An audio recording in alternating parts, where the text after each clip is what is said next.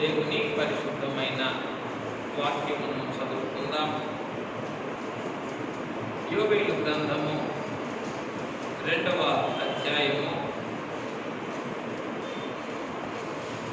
15వ వచనం చదువుకుందాం. యోబేలు గ్రంథము 2వ అధ్యాయము 15వ వచనం.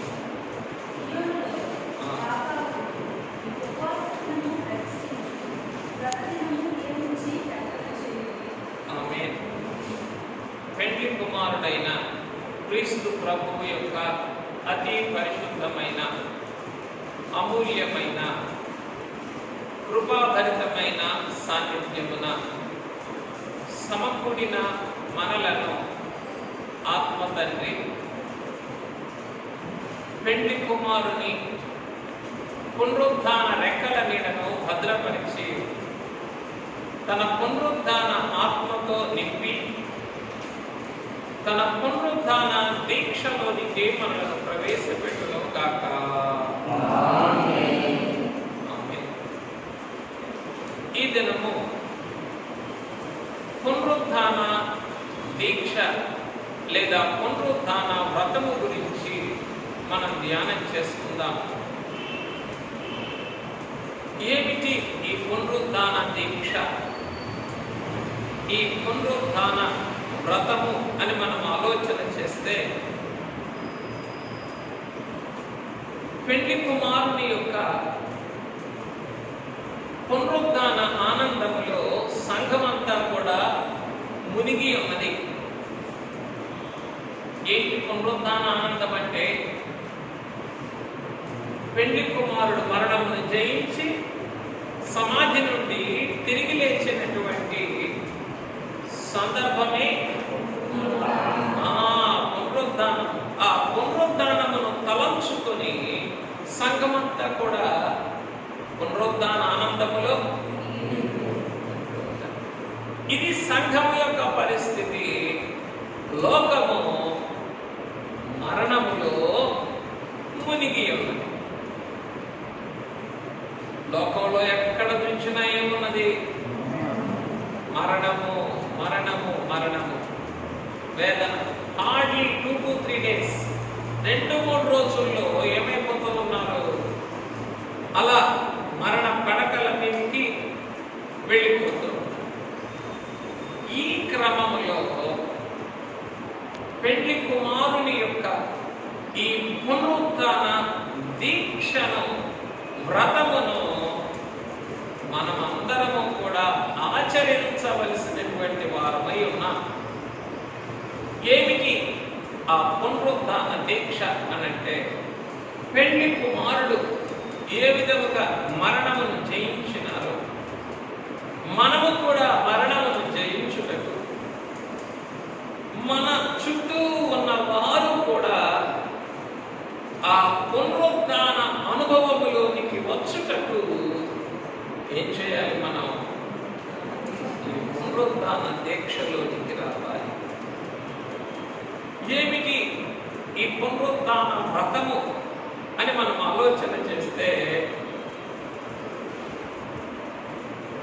పాత నిబంధనలో పస్కా గొర్రెపిల్ల యొక్క రక్తమును వారి ద్వారబంధములకు ఏం చేయమన్నారు? తండ్రి సమరమన్నారు, పుష్పమన్నారు. ఆ 14వ తేదీ సాయంకాలం చంపి ఆ పస్కా గొర్రెపిల్లను వధించి దాని రక్తాన్ని ఏం చేయమన్నారు? పట్టి గిన్నెలో పట్టి నిలువు కమ్ముకు, అడ్డకమ్ములు, అడ్డకమ్ముకు, నిలువు కమ్ములకు ప్రియాలి. ఆ పస్కా గొర్రెపిల్ల రక్తము, ఆ పస్కా వ్రతము ఏం చేస్తుంది? సంహారకుని చొరబడనీయడు లేదా చొరబడనీయడు అన్నది. చదువుతాం ఆ మాట. రిఫరెన్స్ చెప్పండి. నిర్గమకాండం 12వ అధ్యాయం 20 రిఫరెన్స్. రైట్.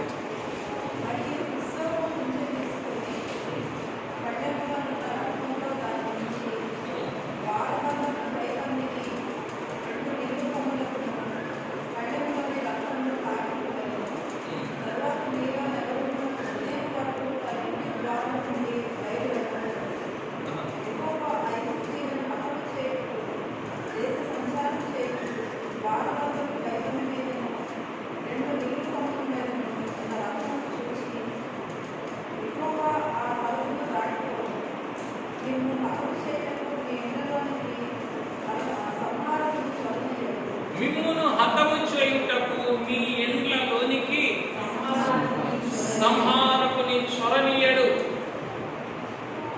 అందుకే వాక్యములో ఉన్నది, కడగయుటయు నిలువబెట్టుటయు దేవుని వశమే కదా.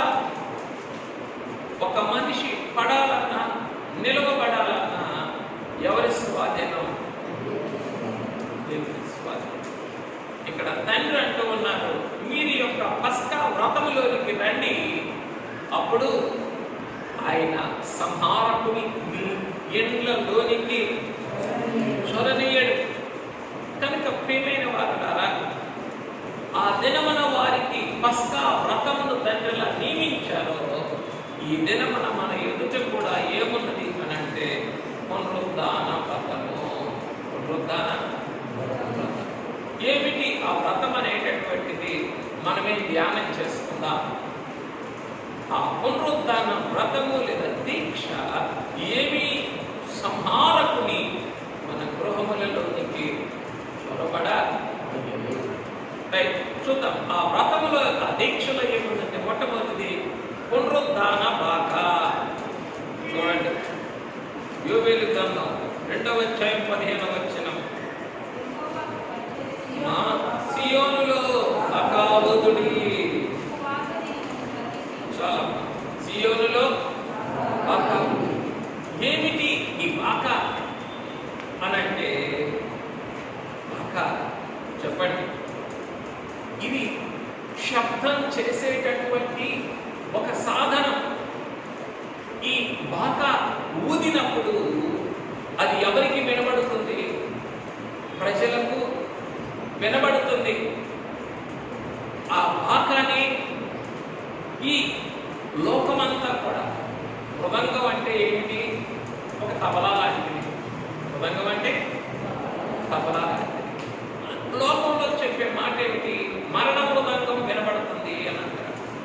లోకంలో మరణ మృదంగం అంటే ఎటు చూచినా కూడా మరణపు శబ్దములు, ఆ మరణము యొక్క ఛాయలు, దాని కేకలు వినబడుతూ ఉన్న ఈ సమయంలో మనం ఏం చేయాలి? మొట్టమొదటి పునరుద్ధాన దీక్షలో పునరుద్ధాన బాకా ఉండాలి.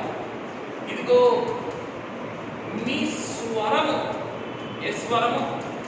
మీ కంఠ స్వరము పరమున వినబడినట్లుగా మీరిప్పుడు ఉపవాసం ఉంటారు. చదవండి, ఉపవాస అధ్యాయం. ఏంటో ఉపవాస అధ్యాయం? యెషయా గ్రంథం 58వ అధ్యాయం. యెషయా గ్రంథం 58వ అధ్యాయం 4వ వచనం చివరి భాగం. 4వ కనుక ఏమిటట? ఈ పునరుద్ధాన బాధ దేని కొరకు? మన కంఠ ధ్వని పరమునకు వినబడుటకు ఏం చేస్తూ ఉన్నారు ఆయన? ఈ పునరుద్ధాన దీక్షలో పునరుద్ధాన బాకానిస్తూ ఉన్నారు. అది నీ బాధ్యత. నీ కొరకు, నీ ఇంటి వారి కొరకు, నీ తోటి వారి కొరకు, నీ సమాజము కొరకు నువ్వేం చేయాలి? దినమున ఎలుగెత్తి ఈ పునరుద్ధాన బాక, అయినా నీ పునరుద్ధాన వార్తలో ఉన్న సత్యము నేను అనుభవించాలి. నా చుట్టూ ఉన్నవారు ఈ పునరుద్ధాన బలము వారు అనిపించకపోతే లోకములో సంచారం చేయుచుకున్న సంహారకుని వారు తప్పించుకోలేదు. మనందరి ముందు గొప్ప బాధ్యత ఉన్నది. ఈరోజు నేను బాగానే ఉన్నట్లే, నా పని పాటలు నేను చేసుకుంటా అంటే మనం అనుకుంటే ఈ పరిస్థితిలో దేవుని యొక్క దోషులమవుతాం. మనం ఎటు చూసిన మరణం వందల కొలది, ఊర్లలో వందల కొలది, జిల్లాల్లో వేల కొలది, రాష్ట్రంలో లక్షల కొలది, లేదా దేశమంతట్లో, ప్రపంచమంతట్లో లక్షల కొలది మరణిస్తూ ఉన్నటువంటి ఈ దినములలో మనం చేయవలసిన ముఖ్యమైనటువంటి పని ఏమిటి అంటే ఈ పునరుద్ధాన. ఒక 3 దినములు ఏర్పాటు చేసుకుందాం. ఎంత త్వరగానైతే అంత త్వరగా ఏం చేయాలో 3 దినములు అన్ని పనులు కట్టేసి దినమంతా చేయం. 6 నుండి 1 గంట వరకు 6 నుండి 1 గంట వరకు 3 దినములు మరలా ఉపవాస క్రమములోనికి మనం వెళ్దాం. ఎవరి కొరకు? మన ప్రాణముల కొరకు. ఎవరి కొరకు? మన ప్రాణముల కొరకు, మన ఇంటి వారి ప్రాణముల కొరకు, మన తోటి వారి ప్రాణముల కొరకు. అయ్యా, ఎస్తేరు ఎలాగున నీవు ఈ వ్రతములోనికి తీసుకొని వెళ్ళావో ఆ వ్రతమును బట్టి ఏం చేసింది? తన ప్రాణం, తన ఇంటి వారి ప్రాణం, తన స్వజనుల ప్రాణములు దక్కించుకున్నది అప్పటి. అందుకే అక్కడ మొదటే అంటాడు, ఇందు నిమిత్తమేనేమో నీవు ఈ స్థానమునకు వచ్చింది. మాటలు కూడా చూడండి. ఎస్తేరు గ్రంథం ఇస్తే రిఫరెన్స్ చెప్పి చదవండి. ఎస్తేరు గ్రంథం 4వ అధ్యాయం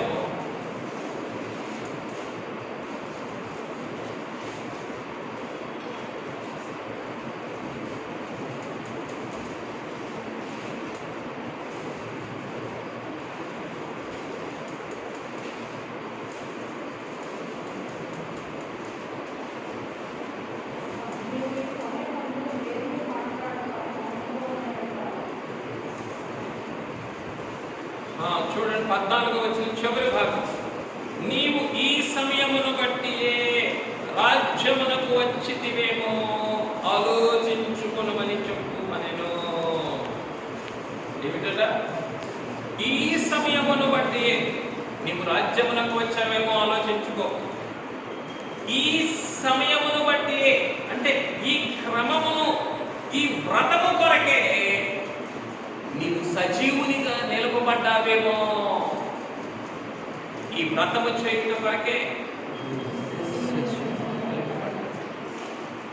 ఒకవేళ మన బాధ్యతను మనం విస్మరిస్తే అక్కడ మొదకే చెప్పిన మాట, దేవుని జనులకు, దేవుని ప్రజలకు విడుదల సహాయం మరి ఒక దిక్కు నుండి వచ్చను. అని గుర్తుపెట్టుకో, నీవు నీ తండ్రి ఇంటి వారు నశిస్తారు.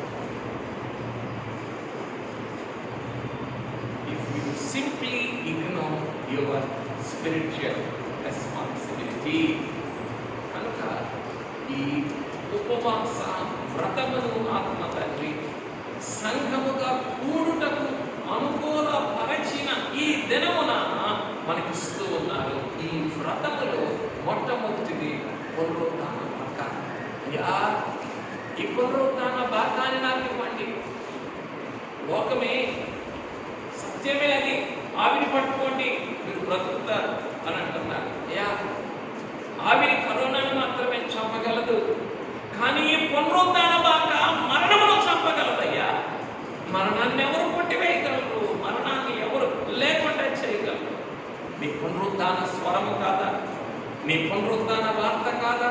నీ పునరుత్థాన ప్రభావము కాదా? నీ పునరుత్థాన స్వరము కాదా? ఆ పునరుత్థాన స్వరము ఏం చేసింది?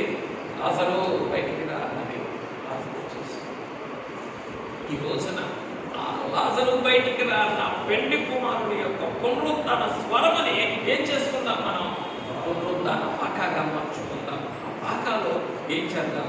ఊదుదాం. తండ్రి రక్షించు, అయ్యా రక్షించు, రక్షించు, రక్షించు, రక్షించు. మొట్టమొదటి పునరుత్థాన పాక. ఆ పునరుత్థాన పాక పెండి కుమారుడు. మన స్వరము వినబడు సాధనం.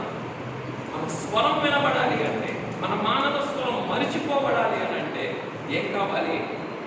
ఆ పునరుత్థాన బాగా దగ్గరికి వెళ్ళి మనమే ఏం చేయమన్నారు? అక్కడ సియోనులో ఊదిని పట్టుకోండి అన్నారా? బాకాన్ని చూడండి అన్నారా? బాకాని మీ సంచిలో పెట్టుకోండి అన్నారా? బాకాన్ని ఊదండి, బ్లో ద ట్రంపెట్. ఈ పునరుత్థాన బాకా దగ్గరికి వచ్చి ఏం చేయాలి మనం?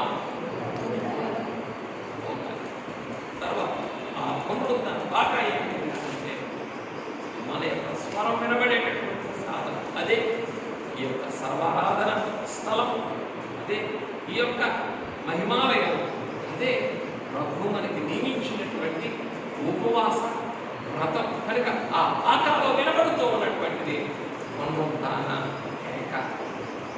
తర్వాత పునరుద్ధాన ఉపవాసము.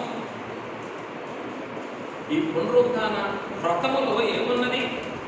మొట్టమొదటి పునరుద్ధాన బాకా ఉన్నది. ఈ బాకా దగ్గరకు వచ్చి ఓదాలి. తరువాత పునరుద్ధాన ఉపవాసం. బాకా ఊదిన వెంటనే ఏం చేయమంటున్నారు? చదవండి, చదవండి. యోవేలు గ్రంథంలో కూడా చదవండి. యోవేలు గ్రంథం ఉపవాస దినము ప్రతిష్ఠించుడి. అయ్యా, ఇది పునరుద్ధాన ఉపవాసము. దేని కొరకు? పునరుద్ధాన వరునితో సహవాసం కొరకు. దేని కొరకు? పునరుద్ధాన వరునితో సహవాసం. పునరుద్ధాన వరునితో మనం సహవాసములోనికి రాని ఎడల చెప్పండి, మన చుట్టూ ఉన్నటువంటి ఈ మరణమును మనము ఎంత మాత్రము కూడా తప్పించుకొనలేము. లాజరు బయటికి రా అన్న పెండ్లి కుమారుని స్వరము మరణమును కొట్టివేసి ఎలాగున పెండ్లి కుమారుని యొద్దకు లాజరుని తీసుకొని వచ్చిందో, ఈ పునరుద్ధాన బాకాలో పెండ్లి కుమారుని స్వరమును మనము వినిపించకపోతే, ఆ పునరుద్ధాన స్వరము వినిపించకపోతే చెప్పండి ఏం చేయలేము. ప్రజలందరినీ కూడా పునరుద్ధాన సహవాసమునకు తోడుకొని రాలేము. కనుకయ్యా, ఈ దినమున ఈ పునరుద్ధాన బాకా దగ్గరకు వస్తూ ఉన్నాను, ఊదుతూ ఉన్నాను. ఎందుకొరకు? పునరుద్ధాన సహవాసం. నీ పునరుద్ధాన సహవాసం నాకు ఈ రోజు దొరకలేదా? I will be taken away directly by the death. సంహారకుని చేత నేను తిన్నగా తీసుకొని పోబడతాను. అందుకని దినం దేని కొరకు నేను అడుగుతున్నాను? నీ పునరుద్ధాన సహవాసం. ఆ పునరుద్ధాన సహవాసం మనకు అందించేది పునరుద్ధాన. తర్వాత పునరుద్ధాన వ్రతము ఉన్నది కదా. తర్వాత లైన్ చదవండి. యోవేలు గ్రంథం 2వ అధ్యాయం 15లోనే వ్రత దినము నియమించి ప్రకటన చేయుడి. వ్రత దినము నియమించి ఎందుకు ఈ క్రమం అంతా? ఈ పునరుద్ధాన దీక్ష, ఈ పునరుద్ధాన వ్రతము, ఈ పునరుద్ధాన బాక, ఈ పునరుద్ధాన ఉపవాసం ఎందుకొరకు అనంటే చూడండి 17వ వచనం. యెహోవా మధ్యలో నుండి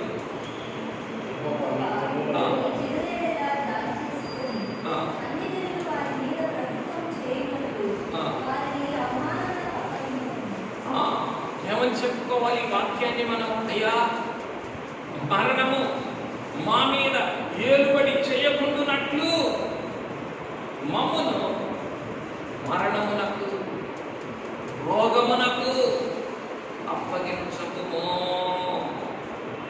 ఎవరి వేడుకోవాలట?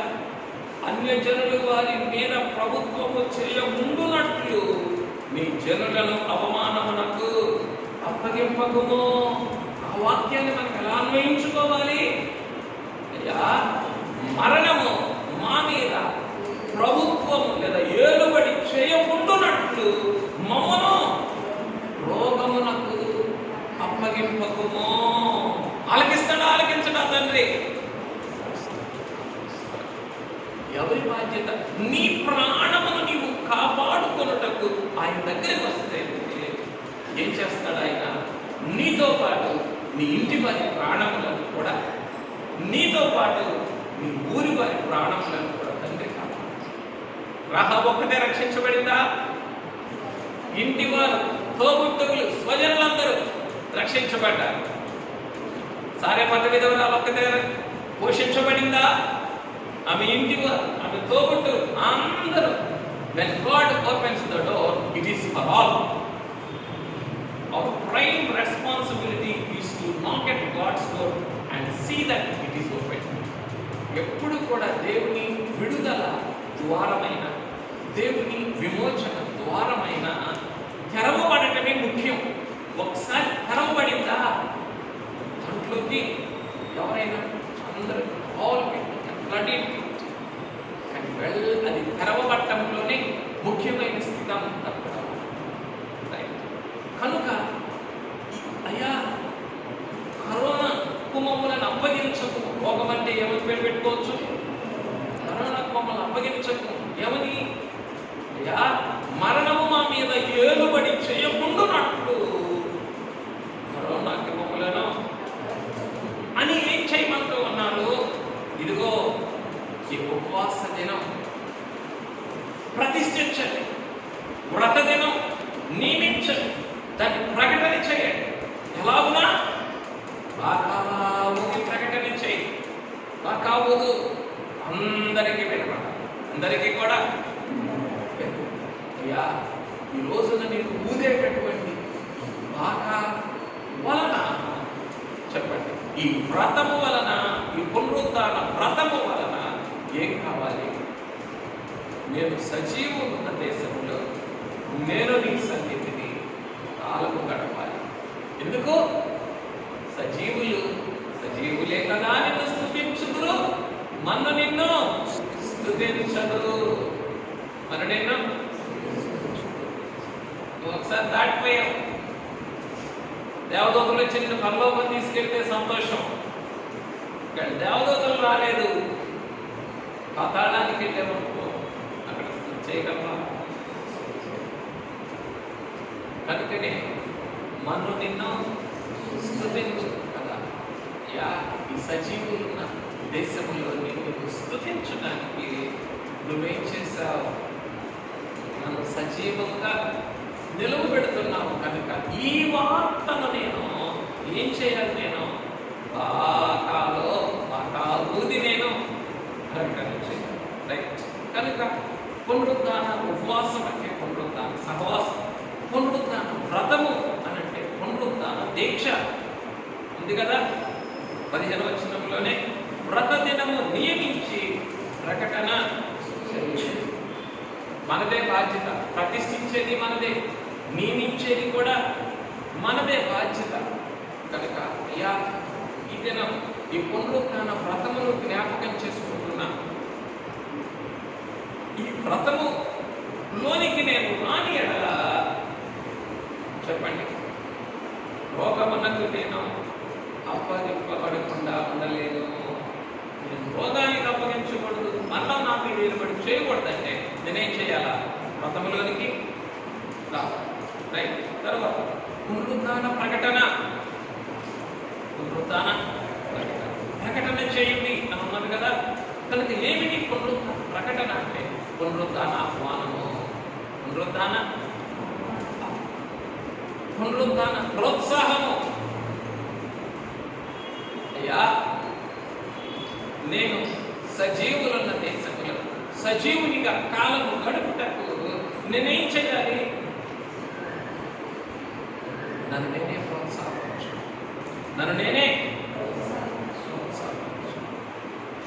ఇతరులను నేను ప్రోత్సాహపరచాలి.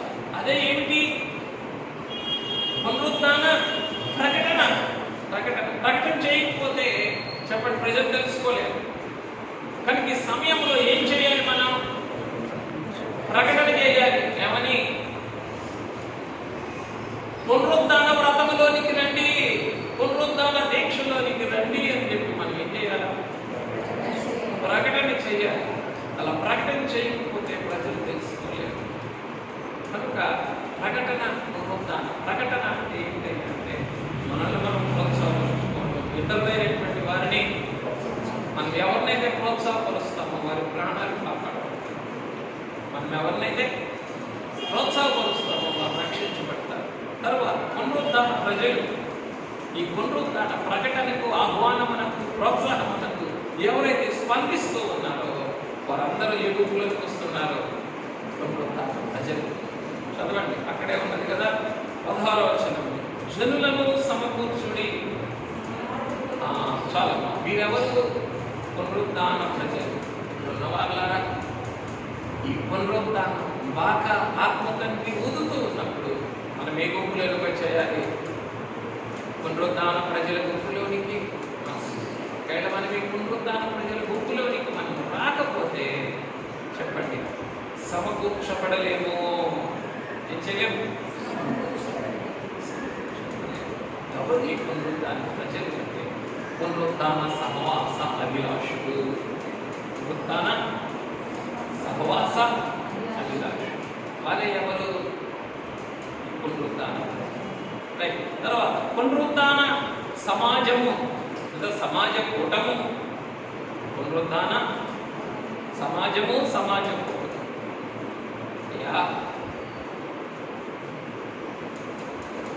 పునరుద్ధాన అభిలాషులుగా ఉన్నటువంటి నన్ను ఏం చేయమంటున్నావు? నీవు పునరుద్ధాన కూటమిగా ఏర్పడమంటున్నావు. ఈ కూటమిలోనికి రావాలి. ఈ పునరుద్ధాన వ్రతమునకు ఆయన ఏమి నియమించారు? పునరుద్ధాన సమాజ కూటమును నియమించారు. అంటే మేడగది వెలుపల కూడా ఎంతో మంది ఉండి ఉండవచ్చు. ఆత్మతండ్రి వారందరి మీదకి దిగి వచ్చారా, లేకపోతే మేడగది లోపల ఉన్న వారి మీదకి దిగి వచ్చారా? ఆ సమయంలో బయటకు వెళ్తే ఎవరైనా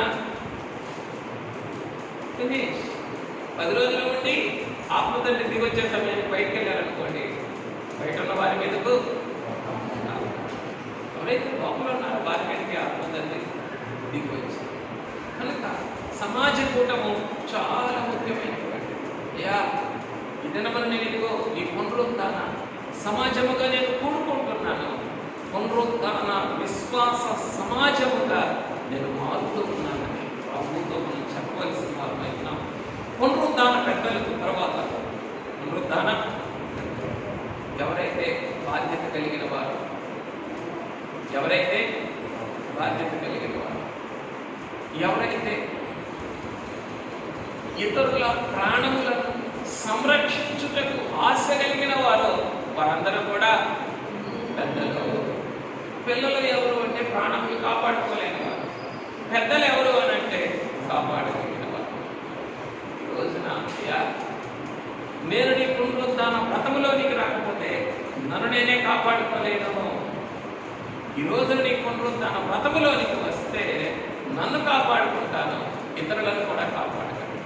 అప్పుడు నేను ఏ గుంపులోనికి వస్తున్నానా? పునరుద్ధాన పెద్దల గుంపులోనికి వస్తున్నాను. తర్వాత ఉంది కదా, అక్కడే ఉంది కదా, చదవండి 16వ వచనం. పెద్దలను పిలువనంపించుడి. పెద్దలను ఏం చేయాలట? పెద్దవారిని, బాధ్యత కలిగినటువంటి వారు పిలవండి, ఆహ్వానించండి. వారిని గౌరవంగా లోపలికి తోడుకోండి, అది పిలవనంపించండి. తరువాత చిన్నవారిని స్తన్యపానము చేయి బిడ్డలను తోడుకొని రండి. ఎవరు ఈ చిన్నపిల్లలు? ఎవరు? నేర్చుకుంటూ ఉన్నటువంటి వారు, నేర్పులేనటువంటి వారు, తమంతట తాముగా రాలేని వారు. కనుక వారిని ఏం చేయాలి? చిన్నపిల్లలను నీవు కోరుకుంటున్న ఈ పునరుద్ధాన సమాజ కూటమిలో ఎవరెవరు ఉండాలనుకుంటున్నారు? ఆయన పెద్దలు ఉండాలని కోరుకుంటున్నారు, చిన్నవారు ఉండాలని కోరుకుంటున్నారు, స్తన్యపానము చేయువారు ఉండాలని కోరుకుంటున్నారు, ఇంకా జనులందరూ కూడా ఉండాలని ఆయన కోరుకుంటున్నారు. తర్వాత పునరుద్ధాన అంతఃపురము. పునరుద్ధాన ఏమిటి? పునరుద్ధాన అంతఃపురం అంటే తిరిగి లేచిన వెండి కుమారుని యొక్క పునరుద్ధాన వరుని యొక్క నివాసము. ఏమిటి? మా తండ్రి గారు ఉన్నావు, మానవుల తెలివి కన్నడు అందనటువంటి ఔన్నత్యమైన శాంతిని అనుగ్రహించడానికి, మా జ్ఞానమునకు ఊహకు అందనటువంటి రీతిలో నీవున్నావు. అయ్యా, నేను అంతబట్టికి నమ్మగలిగితే అంత నువ్వేం చేయగలవు? నన్ను నీ పునరుద్ధాన వశములోనికి, నీ పునరుద్ధాన నివాసములోనికి, నీ పునరుద్ధాన ప్రభావములోనికి నన్ను నీవు తోడుకొని వెళ్ళు. అదే ఏమిటి? వెంటి కుమారుడు నివసిస్తూ ఉన్న పునరుద్ధాన అంతఃపురం. అయ్యా, నీకు స్తోత్రం. పునరుద్ధాన అంతఃపురం ఎదుట మేమేం చూస్తూ ఉన్నాము? ఈ పునరుద్ధాన భాగాన్ని ఊది మా మనవి, మా సమాజ కూటము నీకు కనబడినట్లుగా, మా మనవి నీకు వినబడినట్లుగా మమ్మలను మేము ఈ పునరుద్ధాన వ్రతములోనికి తీసుకుని వస్తూ ఉన్నాం అని చెప్పి పెళ్లి కుమారునికే మనం చెప్పుకుందాం. ఆ పునరుద్ధాన అంతఃపురం ఎదుట సాగిలపడి చెప్పుకుందాం. తర్వాత పునరుద్ధాన గది. పునరుద్ధాన ఏమిటి? పునరుద్ధాన గది అంటే పెళ్లి కుమార్తె యొక్క విడిది. ఈ రోజున ఈ గదిలోకి, ఈ పునరుద్ధాన గదిలోకి కనుక మనం రాకపోతే ఏంటి పునరుద్ధాన గది? ఎస్తేరు చేసిన 3 దినముల ఉపవాసము, అదే ఏమిటి? ఈ పునరుద్ధాన గది. ఈ గది ఏం చేసింది? పునరుద్ధాన గది చెప్పండి.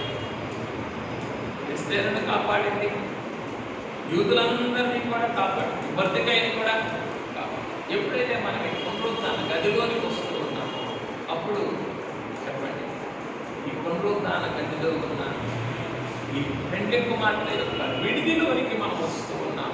ఈ విడిది గదిలో మన ప్రాణములన్నీ కూడా మినహాయించబడుతున్నాం. మనమందరము కాపాడబడుతున్నాం. మన ప్రాణములన్నీ మినహాయించబడుతున్నాం. తరువాత పునరుద్ధాన కన్నీరు.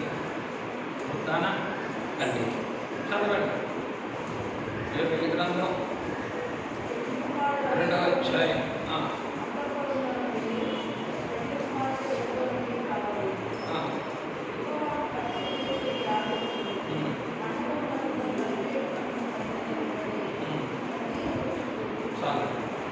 కన్నీరు విడుచుచు. ఏమిటిది? పునరుద్ధాన కన్నీరు. ఇదిగో ఈ పునరుద్ధాన సమాజ కూటమిలో పెళ్లి కుమారుడు ఏమని కోరుకుంటూ ఉన్నారు? పునరుద్ధాన కన్నీరు మనం విడవాలని కోరుకుంటున్నాం. ఏంటో ఆ పునరుద్ధాన కన్నీరు? అయ్యా నేను ఎక్కడుండాలి? బలిపీఠమునకు మండపమునకు మధ్యన నిలవబడి నేను కన్నీరు విడవాలి. ఎవరైతే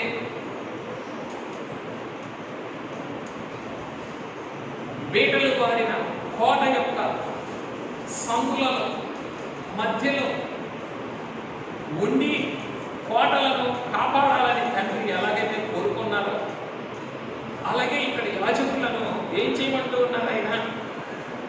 అయ్యా నీకు మధ్యలో ఉండండి. ఎక్కడ? మంటపమునకును బలిపీఠమునకును మీరు మధ్యన ఉండండి. మీరు అలా మధ్యన ఉండకపోతే చూడండి, యేసుకేలు గ్రంథం 22వ అధ్యాయం 30వ వచనం. మధ్యన ఉండేటటువంటి వారి పని, యాజకుల యొక్క పని.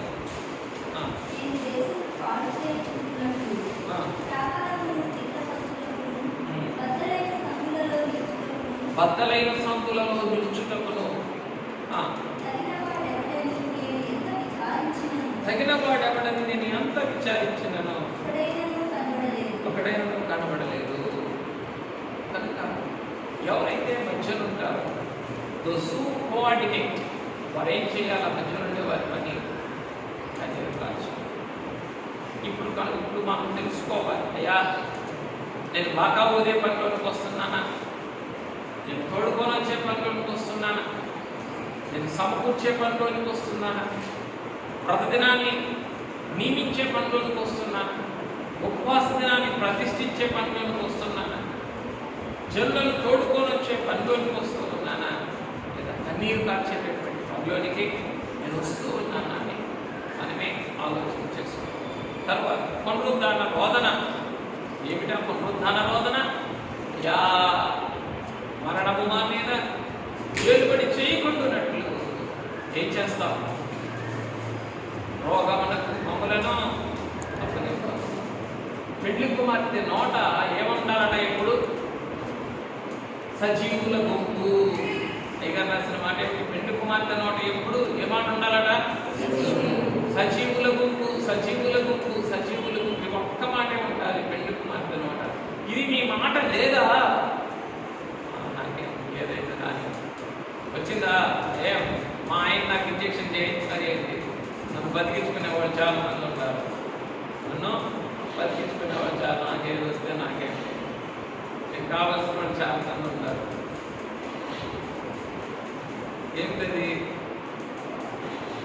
నీ జీవం మీద నీకు శ్రద్ధ లేని స్థితి, సజీవుల గుంపు మీద ఆశ లేని స్థితి. సజీవుల గుంపు మీద ఆశ ఉంటే నువ్వేం చేస్తావు? ఇప్పుడు కేటిస్తాను, అయ్యో అయ్యో అయ్యో నన్ను దాని కొరకు ఆయత్తపరచు, మరణము నా మీద వెలుబడి చేయకుండా నన్ను కాపాడు, నన్ను అప్పగించవద్దు. దేనికి? రోగమునకు. మధ్యాహ్నమందు పాడు చేయు రోగమునకు నన్ను అప్పగించవద్దు అని ప్రభువును మనం వేడుకుంటాం. రైట్. తర్వాత కనుక అదేమిటది? పునరుద్ధాన రోదన. ఈ పునరుద్ధాన రోదనలో విజ్ఞాపన చేయాలి మనం ఈ విధంగా, వద్దయ్యా అప్పగించొద్దయ్యా. తర్వాత పునరుద్ధాన వర్షము. ఏమిటంటే పునరుద్ధాన వర్షము, పునరుద్ధాన ప్రభావం. నువ్వు ఇన్ని పనులు చేస్తే అప్పుడు నీకేం దొరుకుతుంది? చూడండి 18వ వచనం.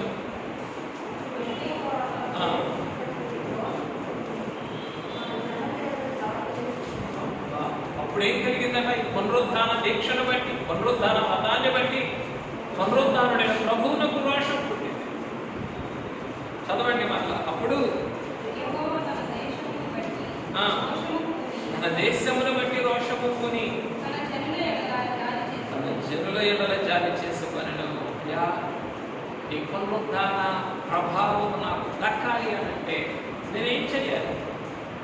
ఈ పునరుద్ధాన రోషము పుట్టించాలి. ఈ పునరుద్ధాన వ్రతము చేసి నేను రోషము పుట్టించాలి. అదే దేవదాసరి గారు చేస్తే విందు చేసి ఏం చేసిందట? మందు వేసింది. వారి పని మందు చేయడానికి మందు వేసింది. అంటే మనము ఈ మందు ఎందులో లేదు, ఆ వైద్యంలో కొంత పెట్టుకుంది. అసలైన మందు ఈ పునరుద్ధాన దీక్షల్లోనే ఉన్నది, వ్రతంలోనే ఉన్నది. దీనికి కనుక అయ్యా వస్తూ ఉన్నాం ఎందులోనికి?